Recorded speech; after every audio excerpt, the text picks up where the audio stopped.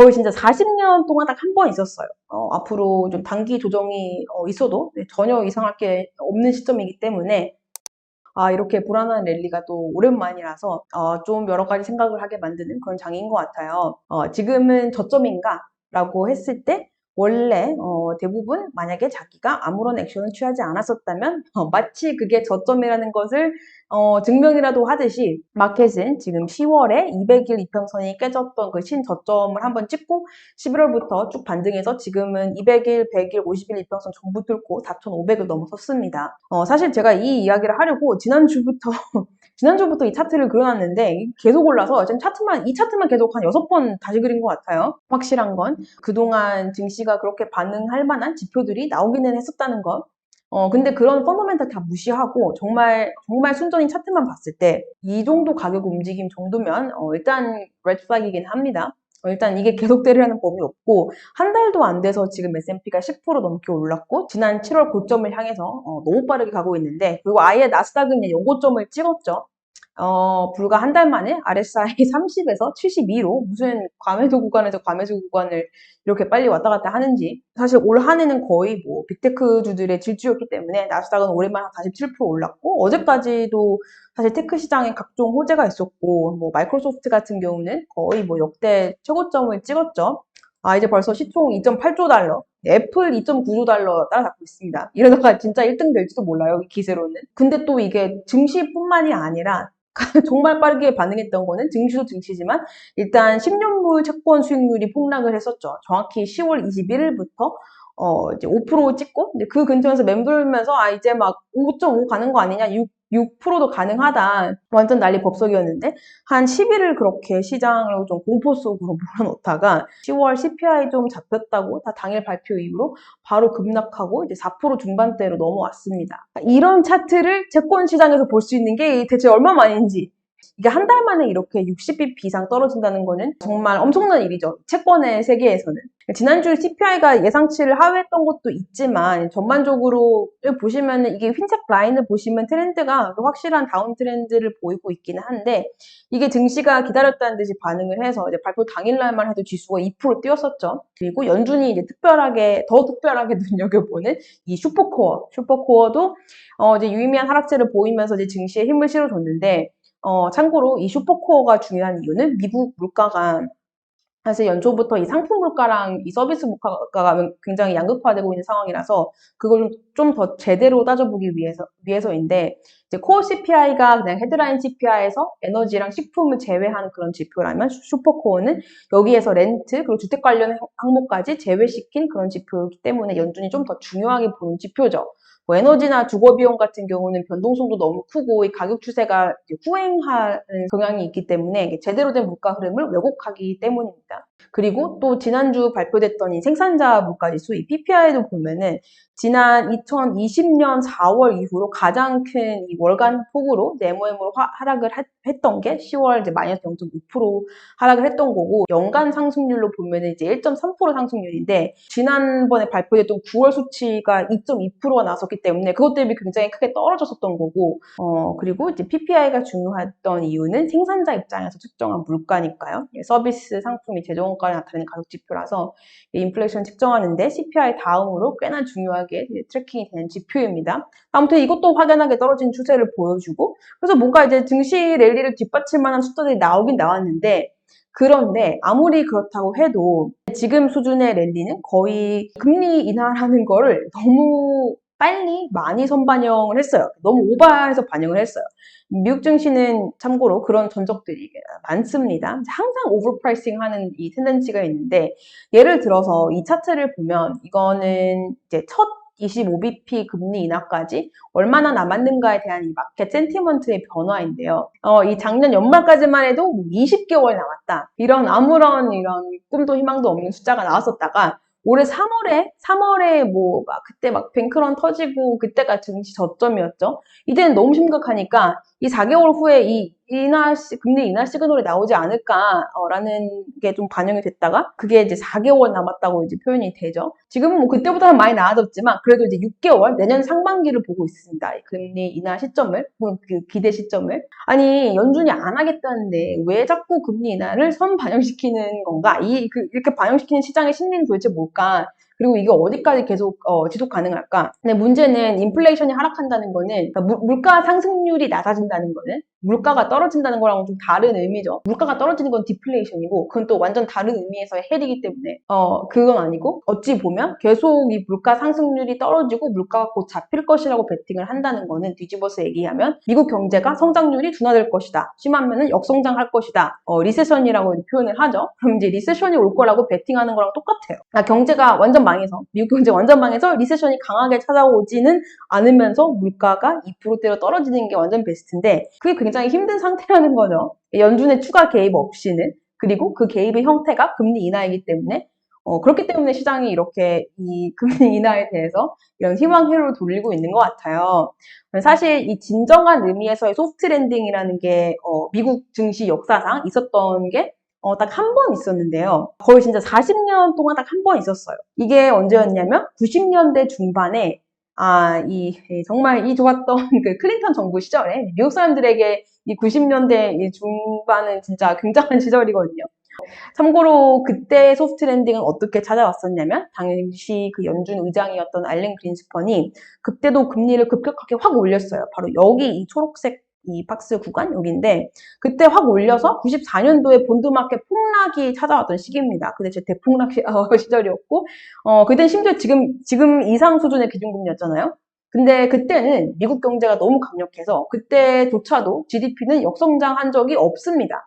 네, 이때가 소프트 랜딩이었던 거죠. 그리고 그때는 컨텍스트가 완전 다른 게 또 여러 가지 이런 외교적인 문제들도 섞여 있었어요. 이 시기를 보면은 이 냉전의 완전 종료 이후에 이 피스 디비던드라고 해서 그동안 굉장히 쓸데없이 이제 미국이 썼어야 했던 돈들, 뭐 국방비 등등 이런 게 없어지고 미국 정부가 오히려 이 federal budget surplus, 재정 흑자로 운영되던 그런 정반대 시절이었는데 근데 지금 진짜 완전 말 그대로 너무 정반대인 게, 우리는 지금 글로벌 온 군데에서 지금 전쟁 중이고, 미국 재정 적자 너무 심각해서 남의 나라들이 미국 걱정해주는 그런 상황이기 때문에, 그럼에도 불구하고 시장 센티멘트는 매우 bulish합니다. 원래 바로 딱 이때를 조심해야 되는 거거든요. 근데 시장에서 이 bullish 모멘텀이 지속되고 있다는 시그널들이 많이 보이고 있는데 그 중에서 최근 크게 손실 포지션이었던 트레이드들조차도 굉장히 크게 반등을 하면서 예를 들면 이 short volatility trade가 있는데 이게 옵션을 매도하고 변동성을 공매도하는 이런 전략인데 이게 사실 올해 트레이드로 손꼽힐 만큼 2023년 가장 수익률이 좋았던 이 대표 트레이드거든요. 이게 이제 ETF로 이제 보면은 SVIX가 있는데 이거 같은 경우는 지난 한두 달간의 한 1년 만에 거의 가장 큰 폭으로 떨어지고 이제 큰 타격을 받으면서 잠시 주춤했다가 잠시 망했다가 다시 반등해서 아직까지도 이제 YTD 120% 정도 상승을 했습니다. 근데 이게 picking up pennies in front of a bulldozer이라는 표현이 있는데요. 바로 저기서 이제 불도저가 오고 있는데 이제 내 바로 눈앞에 떨어진 20원짜리 페니스 줍느라고 이 별거 아닌 아주 작은 이익을 얻으려고 그 바보 같은 위험을 감수하는 상황을 말하는 건데 이게 아마 한국말로 가장 유사한 표현이 뭐 소탐대실 이런 게 아닐까. 아무튼 이게 딱 그 상황인데, 그동안 이 short volatility trade가 계속 망하고 있어서, 그럼에도 불구하고 지금 보면은 여기에 유입된 자금이 굉장히 최근에 많아져서, 지금 이 SPX 이 펀드 같은 경우는 이 ETF에는 오히려 자금 유입세가 최근에 완전 증가해서 한 70% 이상 증가했다고 하네요. 원래 이런 트레이드는 진짜 정말 단 며칠 만에 100에서 0으로 갈 수 있는 그런 고위험 트레이드라는 걸 감안했을 때 이거조차도 사실 시장의 이 과열 시그널로 해석될 수도 있고 그리고 변동성이 더 낮아질 거라는 거는 현재의 상승장에서 이제 더 이상 큰 변동 없이 지속될 거라는 이 시장의 기대치도 살짝 반영이 된 것 같습니다. 그리고 미국 증시는 이 seasonality, 이 계절성, 한국말로 계절성이라고 표현하나요? 이것도 미국 증시에서는 무시 못할 요소이긴 합니다. 지난 22년간 S&P 지수의 11월에서 12월 연말 퍼포먼스를 보면은 여기 차트에 나와 있는 게 연초부터 11월 이제 두 번째 주까지, 딱 지난 주까지, 11월 15일까지 5% 이상 올랐다. 그러면 그 해 같은 경우는 그 해 연말까지 11월 15일에서 12월 31일까지 마지막 한 달 반은 항상 유의미한 이 랠리가 있었다. 그리고 그것보다 더 옛날로 가면은 더 옛날 지난 한 50년까지도 뒤로 가보면은 한 30번 중에서 한 26 정도 되는 횟수는 그런 이러한 랠리 패턴이 있었다. 따라서 매우 단순 무식하게 지금 11월까지 이 정도 랠리가 있는 경우에는 웬만해서는 연말까지 순항할 가능성이 굉장히 높다는 이 계절성 팩터도 있습니다. 자, 그리고 거기다가 또 이제 장단을 맞춰주는 셀 사이드가 있죠. 일단 골드만은 어느 정도 굴곡은 있겠지만 2024년 미국 증시는 S&P 500 기준으로 4,700까지 갈 거다. 현재 시점에서 보면 가격 상승분만 5%, 이제 배당 재투자까지 감안한 이 total returns를 보면은 그래도 한 6% 정도는 이제 기대가 된다라고 하고 있어요. 사실 지금 시점에서 보면 얼마 안 남았는데 아무튼 그리고 이제 중요한 거는 리세션을 더 이상 예상하지 않는다라고 합니다. 그리고 이거에 대한 이제 근거가 미국 기업들의 어닝스가 적어도 한 5% 정도는 상승을 할 것이고, 이제 밸류에이션 멀티플은 현재 수준에서 크게 벗어나지는 않는, 오히려 사실 계산해보면 좀 더 보수적이게 가까운 한, 18 times 멀티플 수준으로 될 것으로 기대를 하고 있다고 합니다. 그리고 원래 대선이 껴있는 해는 이제 증시가 상승하고 그 상승폭이 평균적으로 연 한 8% 정도에 달하는데, 그래도 그거에 비해서는 이번에는 살짝 보수적인 전망을 내놨다고 하네요. 참고로 애초에 이 리포트가 이게 내용보다는 이 리포트 제목으로 엄청 화제가 됐었거든요. 이 2024 US Equity Outlook, 이 All You Had to Do Was Stay라는 이 동명의 테일러 스위프트 앨범 제목을 갖다가 여기다 써먹은 건데 2024년도 역시 미국 주식이 답이다 라는 거를 이제 이 테일러 스위프트 이름을 빌려서 주장을 하고 있습니다. 참고로 이 언니가 요즘 굉장히 화제입니다. 골드만 리포트에 등장하는 정도를 넘어서서 이 필라델피아 필라델피아 연방준비은행의 이 베이지북이라는 미국 연준의 이제 관할 지역의 그 은행들이 그 주 경제 상황에 대해서 이제 보고서를 쓰는 게 있는데 거기까지 등장을 해요. 테일러 스위프트가 필라델피아에서 콘서트를 왔던 그 3일 덕분에 이 필라델피아 전체 주 호텔 매출이 역대 최고치 기록을 세웠다고.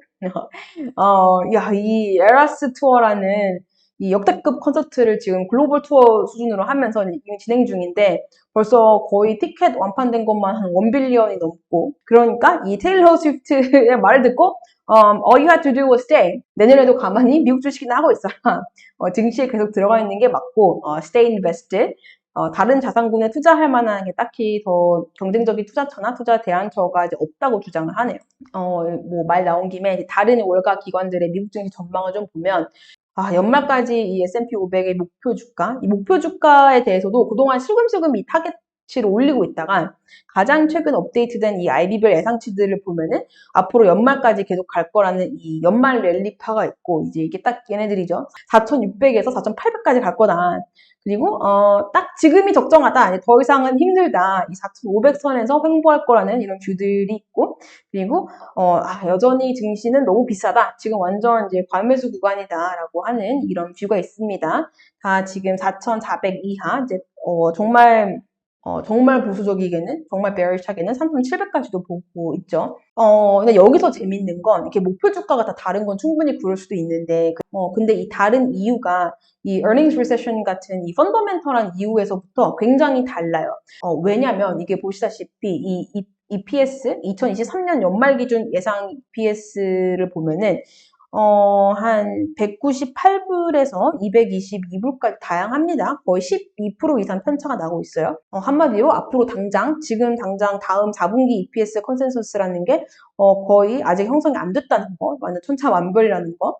그래서 목표 주가 이 편차가 심하게 다른 게 이게 기업들 펀더멘털이 무너지고 리세션 예상을 하느냐, 아니면 연말까지도 실적 잘 나오고 내년으로 잘 넘어갈 것인가에 대한 이 의견 차이예요. 그러면 이 적정 멀티플에 대해서는 웬만한 이 아웃룩이 거의 다 비슷한 게 거의 한 19 후반? 거의 20에서 21배수로 보고 있단 말이에요. 지금의 적정 주가 배수를. 그래서 이제 컨센서스를 보면은 실제로 이 4분기에 대한 기업 실적 EPS 전망치가 좀 전체적으로 하향 조정되기는 했어요. 한 10월부터 한 4% 정도가 하향 조정이 됐는데 예를 들면 이 리포트에서 골드만이 하는 말은 이게 사실 시장이 좀 너무 예민하게 반응하고 있는 거다. 이 earnings recession에 대해서. 그리고 이것조차도 좀 시저널리티가 있다. 한 2004년도부터 백테스팅 했던 결과를 보면은 통상 분기실적 예상값이 이제 해당 분기가 다가오면 다가올수록 한 5%, 6% 정도 빠지는 경향이 있다. 그리고 특히나 2024년, 내년 EPS 예상치를 보면은 이게 가장 전망이 저조한 부분이 헬스케어 부분인데 사실 그 섹터만 제외하면은 뭐 거의 별 탈 없어 보인다. 해봤자 기대치 한 0.4% 정도밖에 빠진 게 아니다라고 합니다. 참고로 사실 이번 분기까지 3분기 어닝 시즌만 보더라도 S&P 500 기업들의 거의 한 80% 이상이 어닝 서프라이즈를 기록을 했었고요. 예상치 상회하는 실적 보였고, 대체로 아름답게 마무리됐던 그런 시즌입니다. 참고로 비교를 하자면 딱 작년 이맘때 거의 대부분의 애널리스트들 전망이 올해 기업들 EPS 성장률 0%일 거다라고 해줬어요. 이제 올해 S&P EPS 성장률 빵일 것이다. 하지만 빵은 무슨. 올해 3분기까지만 해서 전년 대비 4% 올랐어요. 기업 실적이 4% 올랐습니다. 그리고 이제 현재 컨센서스는 내년 2024년 EPS가 237불까지 이제 5% 정도 오를 것이다. 그래서 평균값만 봐도 230불이니까 미국 경제 성장에 대한 너무 큰 이견은 없는 것 같아요. 그래서 지금의 가장 큰 테일 리스크는 사람들이 이 희망으로 돌리는 것만큼 이 인플레이션이 연준의 목표치까지 안 내려갈 수도 있다는 점. 그리고 실제로 이게 가장 잘 드러났던 데이터가 이 5년 인플레이션 수합 금리였는데 이게 최근 많이 떨어지긴 했지만 그래도 여기 이 핀색으로 이 턴을 그려놓은 걸 보시면 그래도 이 큰 6개월 추세선상으로는 오르고 있어서 이 패턴에서 이렇게 확 벗어나지 못할 확률이 있고 어쨌든 지난 6개월 동안 마켓이 어느 정도 회의적인 부분이 있었다는 게 보이기는 합니다. 그리고 최근에 이제 시타델의 그 켄 그리핀이 인터뷰를 했었는데, 여기도 이제 시장이 이렇게까지 극단적으로 움직이는 게 좀 예사롭지 않다. 그러면서 시장에 대해서 경고를 좀 했었는데, 사실 CPI 발표 당일날도 이제 하루에 지수 2% 오를지 몰랐고, 채권 수익률도 그렇게 갑자기 폭락할지 몰랐다. 하지만 지금 10년물이 거의 이제 4.5%, 4.4%까지 온 것까지는 말이 되고, 이제야 좀 적정 수준으로 회귀되는 것 같은데, 이 정도에서 더 움직이는 거는 좀 우려스럽다. 또 내년 상반기, 2분기 전까지는 미국의 경기 침체가 찾아올 것이다. 그게 뭐 약하게 찾아오든 강하게 찾아오든. 그래서 아무튼 결론은, 뭐 이런저런 데이터 포인트들이 있고, 시장은 대체로 이제 불리시하게 움직이고는 있지만, 그리고 시장이 올라서, 저는 항상 좋지만, 이런 테일 리스크가 있다. 그리고 결론적으로 보면은 이 숫자가 얘기해주는 시장 흐름 대비 너무 급하게 많이 올랐기 때문에, 앞으로 좀 단기 조정이 있어도 전혀 이상할 게 없는 시점이기 때문에, 좀 조심해야 된다. 그리고 그때가 기회일 수도 있으니까.